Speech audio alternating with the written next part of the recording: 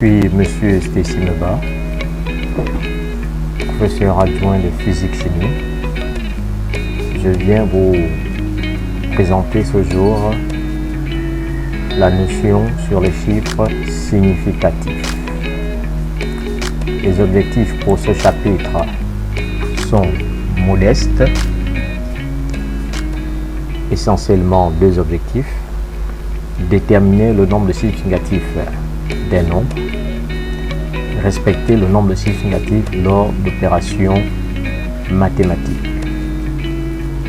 Pour ceux qui nous suivent, je vous invite à vous abonner et à liker la vidéo, et en plus à la partager pour en faire bénéficier un plus grand nombre. Allons-y. Notion sur les chiffres significatifs: la capture d'écran final ou le résultat final ou la fiche finale sera disponible en téléchargement dans le lien en dessous de la description. Que faut-il savoir sur les chiffres significatifs et leur importance en physique-chimie?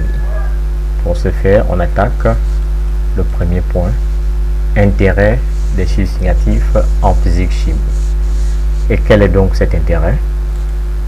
Les chiffres significatifs donnent une information sur la précision d'une mesure ou d'un résultat de calcul que vous avez opéré, soit avec la règle pour mesurer une distance, ou une balance, un dynamomètre, ou appareil de mesure tel que l'ampèremètre, le voltmètre, ou plus généralement le multimètre qui est plus courant, ou encore vous avez effectué une opération pour déterminer certaines valeurs ou certaines données.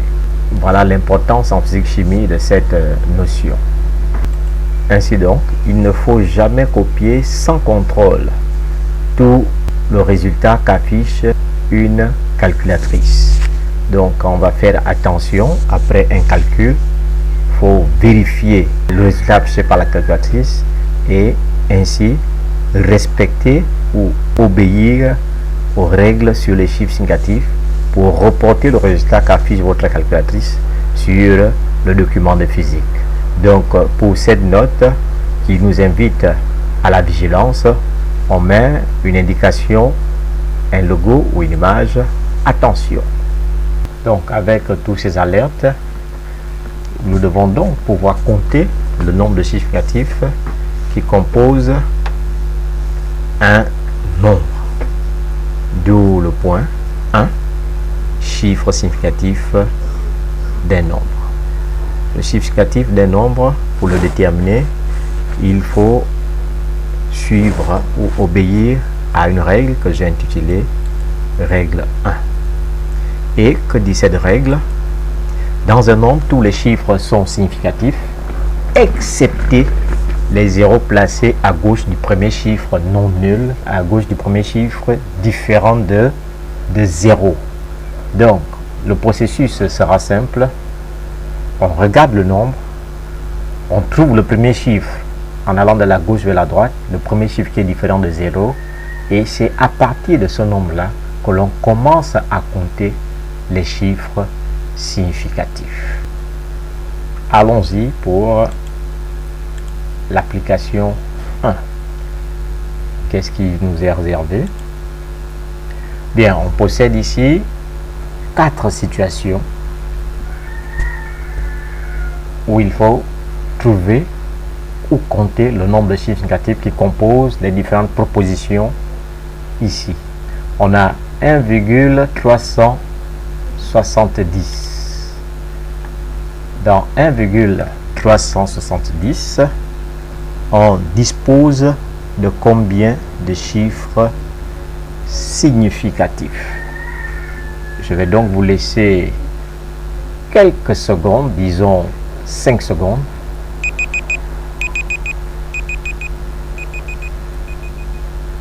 Voilà. Bien. On a dit premièrement, on trouve le premier chiffre non nul en allant de la gauche vers la droite. Donc ici, le premier chiffre non nul en allant de la gauche vers la droite, eh bien, 1. Vous le soulignez si vous avez un crayon avec vous.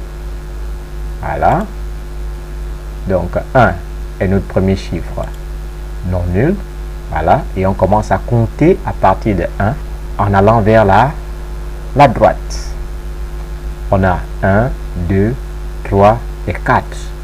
Donc 1,370 compte 4 chiffres significatifs. D'accord?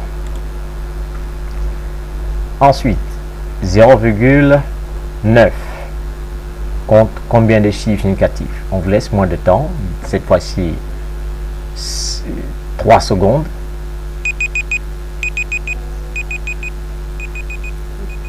Voilà, j'en ai laissé 5. Bien, on regarde de la gauche vers la droite. Le premier chiffre non nul est 9. On souligne. Voilà. Et on commence à compter à partir de là. Bien, après 9, il n'y a plus d'autres chiffres. Donc, 0,9 compte un seul chiffre significatif. 4,07. La procédure reste la même. On regarde de la gauche vers la droite. On trouve le premier chiffre de la gauche vers la droite qui est différent de 0. Et ici, on a 4. En allant de la gauche vers la droite, 4 est le premier chiffre différent de 0. Et on commence à compter à partir de 4, que l'on a pris soin de souligner. 1, 2, 3. Donc, 4,0 compte 3 chiffres significatifs. Même principe avec 45. De la gauche vers la droite, on a 8, qui est le premier chiffre différent des 0, non nul. On commence donc à compter à partir de 8. 1, 2. Donc, 85 possède 2 chiffres significatifs. Bien, on passe à la section 2. Et dans cette section, on va s'intéresser à l'application des chiffres significatifs au calcul. Et on va voir deux situations. Le cas de l'addition et le cas de la multiplication. Le cas de la multiplication et de la division. Bien, on a la règle que j'ai intitulée règle 2. Que dit cette règle 2? Bien, que dit cette règle 2? Le résultat d'une multiplication ou d'une division ne doit pas avoir plus de chiffres significatifs que la donnée qui en a le moins. En d'autres termes, le résultat affiché par la calculatrice ou le résultat que l'on va reporter sur notre document, sur notre évaluation de physique, ne doit pas être plus précis que les données proposées dans l'énoncé. Application 2. Bien, je vous propose ici 4 exemples pour des calculs prenant en compte l'addition, la multiplication et la division pour trouver le nombre de chiffres significatifs que l'on doit retenir dans le résultat. Bien entendu, on doit respecter les unités des valeurs, des grandeurs calculées. Bien, vous avez 5 secondes. Allons-y. Donc, pour la première proposition, 1,1 mètre fois 2,5 mètres. On prend notre calculatrice, on tape 1,1 fois 2,5, on appuie sur la touche égale. Bon, la calculatrice ici nous sort une fraction, on appuie sur la touche SD pour passer d'une forme d'écriture à une autre. Bien, le résultat affiché par la calculatrice ici est 2,75. On regarde le résultat, l'opération proposée. Bien, on dit que le résultat ne doit pas avoir plus de chiffres significatifs que la donnée qui en a le moins. On regarde 1,1 qui possède avec le premier point. Encore, on regarde 1,1 ici. On souligne le premier chiffre non nul. Et ici, on souligne le premier chiffre non nul. On peut observer que 1,1 possède deux chiffres significatifs ainsi que 2,5. Donc, notre résultat doit avoir deux chiffres significatifs. La calculatrice nous affiche ici, premier chiffre non nul, 2. Donc, on commence à compter à partir de là. 1, 2 et 3. Nous en faut 2. Il nous faut écrire notre résultat avec deux chiffres significatifs. Donc, on va écrire 2,7 ou encore, si on applique l'arrondi, 2,8. Parce que après notre dernier chiffre significatif, on a un chiffre qui est égal à 5. Donc, on arrondit. Lorsque le chiffre qui est situé après notre dernier chiffre significatif est supérieur ou égal à 5. Donc, pour le cas de notre situation, on écrira 2,8. 2,8. On a multiplié les mètres par les mètres. On obtient les mètres carrés. Maintenant, 18 grammes divisé par 3,0 mètres cubes. Vous avez 5 secondes.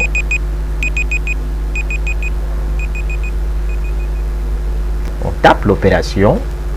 18 divisé par 3,0 égale 6. 18 possède deux chiffres significatifs.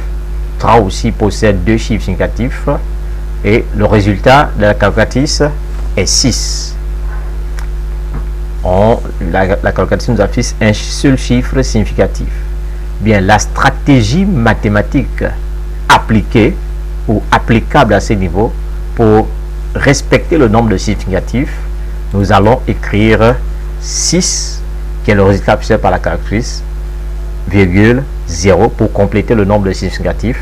Et on n'oublie pas, on est en physique, on n'oublie pas les unités, grammes par mètre cube.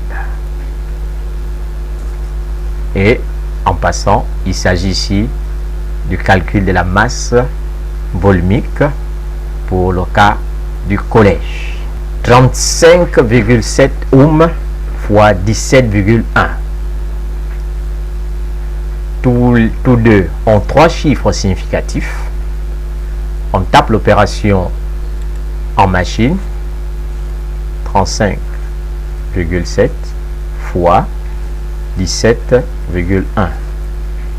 égale, la calculatrice affiche un résultat fractionnaire. On appuie sur la touche, 610,47. Notre résultat doit avoir trois chiffres significatifs. La calculatrice ici nous en affiche 5. Notre premier chiffre significatif ici, le premier chiffre non nul en allant de la gauche vers la droite est 6. Voilà, on commence donc à compter ici. 1, 2, 3. Juste après nos derniers chiffres significatifs, on a 4. 4 est inférieur à 5. Donc, on va retenir ici 610. 610 volts. C'est la grandeur, l'unité obtenue lorsqu'on multiplie les ohms et les ampères. La résistance d'un conducteur ohmique avec l'intensité du courant qui traverse le dit conducteur. Et enfin, la dernière proposition, 4,0 divisé par 0,020. 4,04 est le premier chiffre non nul en allant de la gauche vers la droite. Donc 4,0 possède deux chiffres significatifs et 0,020. 2 est notre premier chiffre non nul en allant de la gauche vers la droite. Donc 0,020 compte deux chiffres significatifs, à savoir 2 et 0. Notre résultat doit lui aussi avoir deux chiffres significatifs. Vous avez 5 secondes pour cela.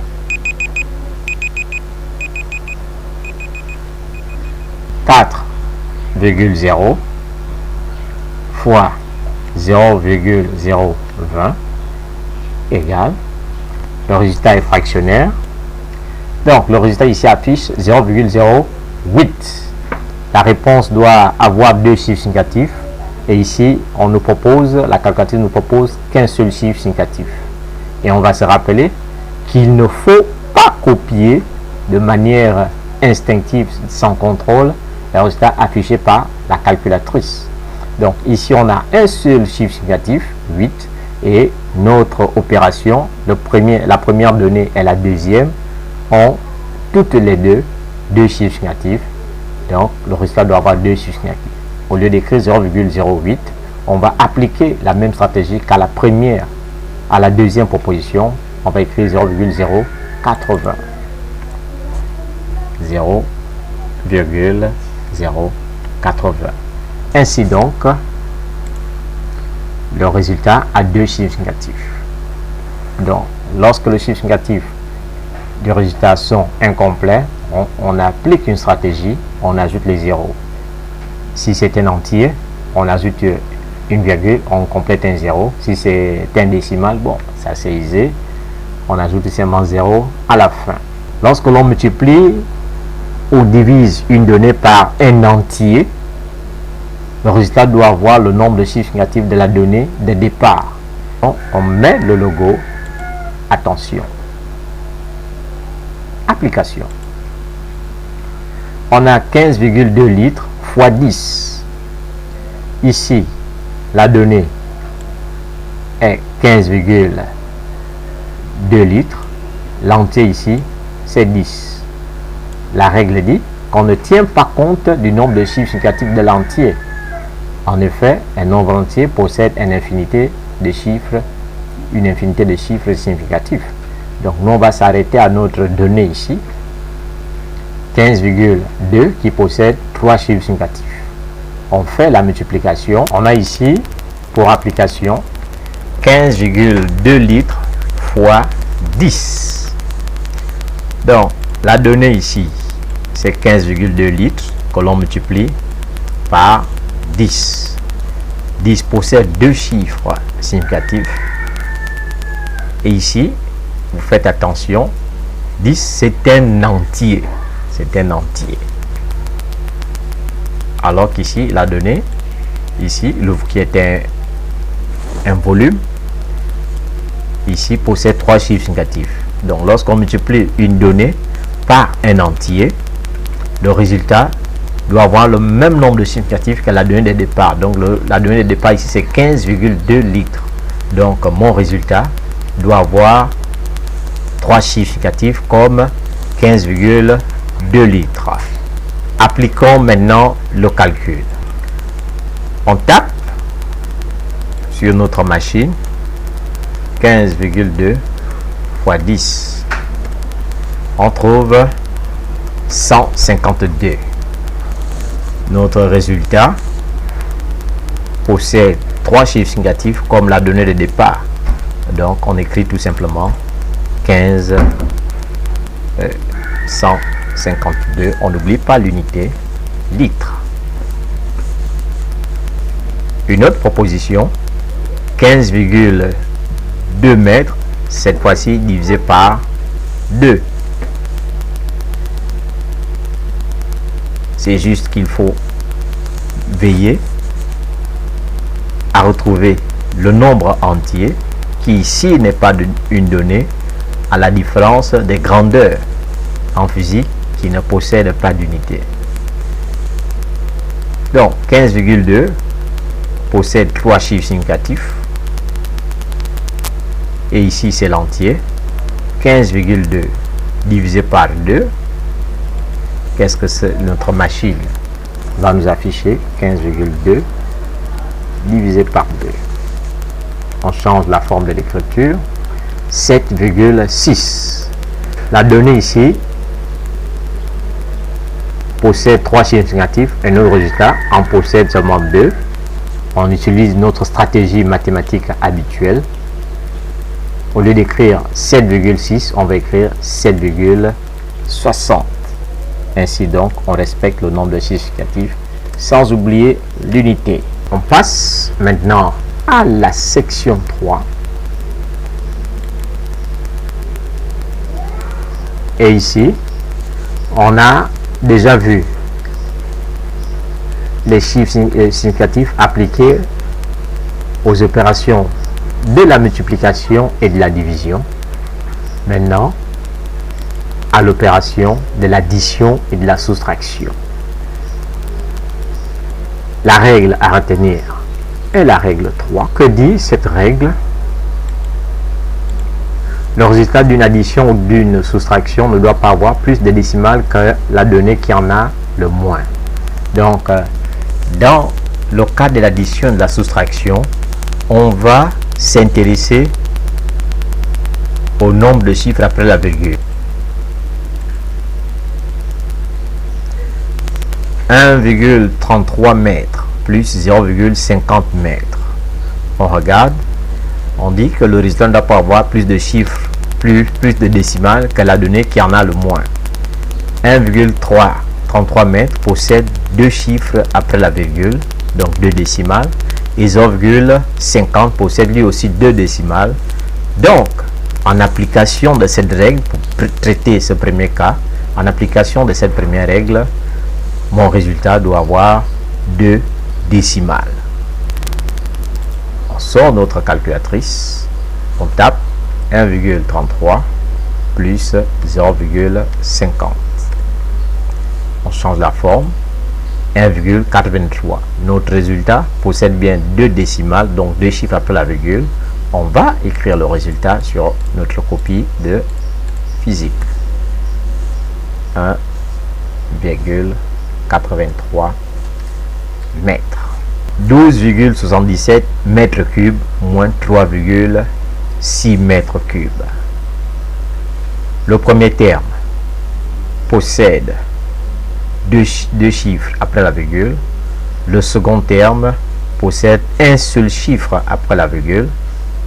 Donc, notre résultat, s'il faut suivre cette règle, doit avoir le même nombre de chiffres après la virgule que la donnée qui en a le moins. Ici, 3,6 avec un chiffre après la virgule. On aura donc ici 12,77 mètres cubes moins 3,6. On change la forme. 9,17. Des deux termes, le premier possède 2 chiffres après la virgule, le second un chiffre après la virgule. Donc voilà celui qui possède moins de décimales. Notre résultat doit avoir le même nombre de décimales que 3,6, c'est-à-dire 2. Donc on doit créer 9,1. Donc s'arrêter après un chiffre après la virgule. Et on peut observer qu'après notre dernier chiffre significatif, on a 7. 7 est plus grand que 5. Je rappelle qu'on arrondit. Si après notre dernier chiffre significatif, on a un chiffre qui est supérieur ou égal à 5. Donc 7 est plus grand que 5. On va écrire non pas 9,1, mais 9,2. 9,2 mètres cubes, sans oublier l'unité. Je vous accorde là encore 5 bonnes petites secondes. Allez-y.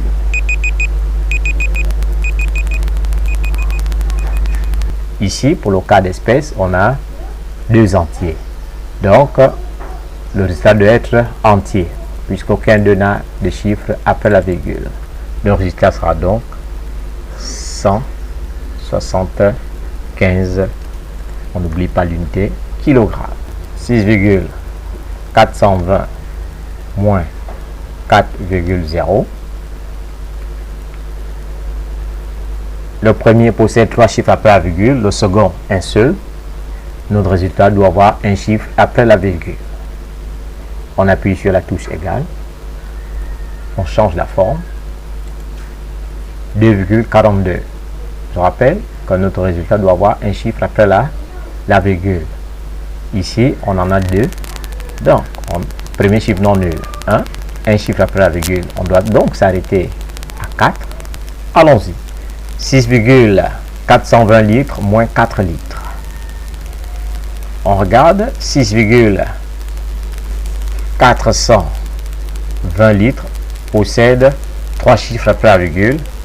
4, lui, c'est un entier. Lorsqu'on a l'addition, la soustraction d'un nombre décimal avec un entier, le résultat, en suivant cette règle, doit être un entier puisque l'entier possède moins de chiffres après la virgule. On réalise l'opération 6,420 moins 4. On change la forme en appuyant sur la touche de la calculatrice. 2,42. On rappelle, en obéissant à cette règle, que des deux termes, celui qui a moins de chiffres après la virgule ou qui n'en a même pas, puisque c'est un entier, est 4. Donc, on doit écrire un résultat sans chiffres après la virgule. Donc, la calculatrice nous affiche 2,42. On va tout simplement écrire 2. Bien entendu, sans oublier l'unité litre. 5,6 plus 14,4 volts. Je vous laisse 5 secondes.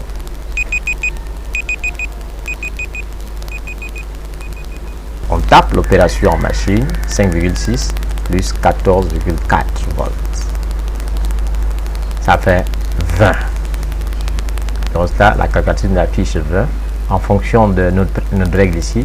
On doit faire attention à ce qu'on copie sur la machine.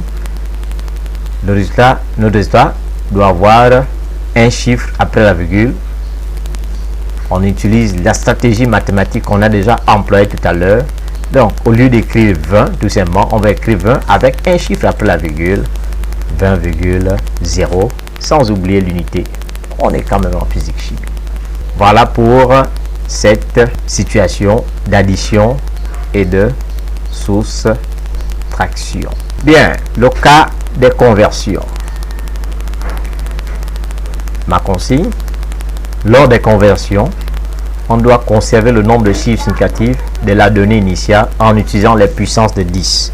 Donc, lorsque vous allez convertir les grandeurs ou les nombres d'un multiple à un sous-multiple, pour conserver le nombre de significatifs de la donnée de départ, la stratégie est l'exploitation des puissances de 10. Application 4. Quelques propositions. Il s'agit ici de convertir 1,37 kg en grammes, 30 mètres en kilomètres et 0,75 centilitres en litres.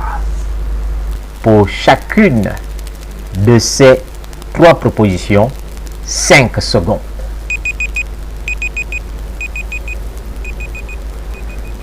« 1,37 kg, ça fait combien de grammes?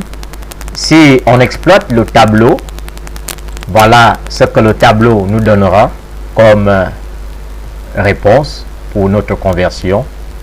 1, 3, 7, 0. Mais nous devons faire attention. 1,37 kg possède combien de chiffres significatifs? En observant le cas 1, dans un nombre, tous les chiffres sont significatifs sauf les zéros placés à gauche du premier chiffre non nul. En regardant de la gauche vers la droite, le premier chiffre non nul est 1. On compte à partir de 1, 1, 2, 3 chiffres significatifs. Alors que le résultat de notre conversion, lui, propose 4 chiffres significatifs. Voilà pourquoi, pour cette situation de conversion ou d'opération de résultats très long, on va utiliser la notion de puissance de 10. Donc, au lieu d'écrire 1370, vu qu'on doit conserver le nombre de chiffres significatifs, on écrira 1,3, 1,3, oui, 1,37, on réécrit la même valeur, voilà, multiplié par 10 puissance 3. Ainsi donc, on garde le nombre de chiffres significatifs de la valeur de départ, 3 chiffres significatifs, et on multiplie tout simplement par une puissance 10, ici 10 puissance 3. Il faut se rappeler que 1 kg, ça fait 1000 grammes. 1 kg est égal à 10 puissance 3 grammes. Donc, la valeur de 1,37, on la multiplie tout simplement par 10 puissance 3. Maintenant, 30 mètres, ça fait combien de kilomètres? Vous avez 5 secondes.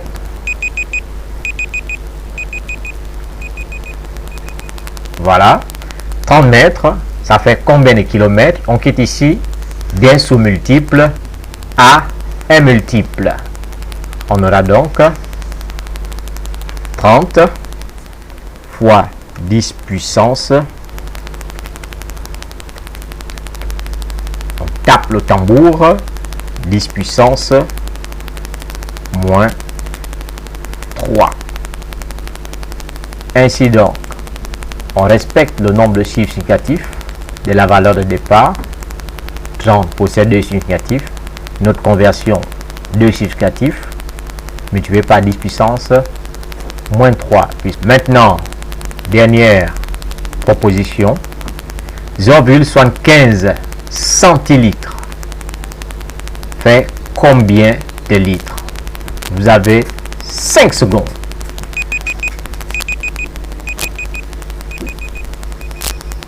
Allons-y. 0,75 centilitres, ça fait combien de litres? 0,75 possède 2 chiffres significatifs, puisqu'on souligne le premier chiffre non nul, qui est 7, et on compte à partir de 7 en allant vers la droite. On a ici 7 et 5, 2 significatifs. Il faut conserver lors de la conversion ces 2 chiffres significatifs. On a donc 0,75 fois 10 puissance, voilà, moins 2. Voilà. On a ici conservé nos chiffres, le nombre de chiffres significatifs. Donc voilà ce qu'il faut retenir dans les cas de conversion.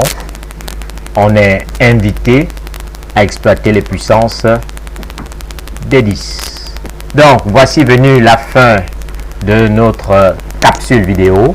Je rappelle que la fiche de synthèse qui a été construite ici devant vous est disponible en téléchargement dans le lien dans la description.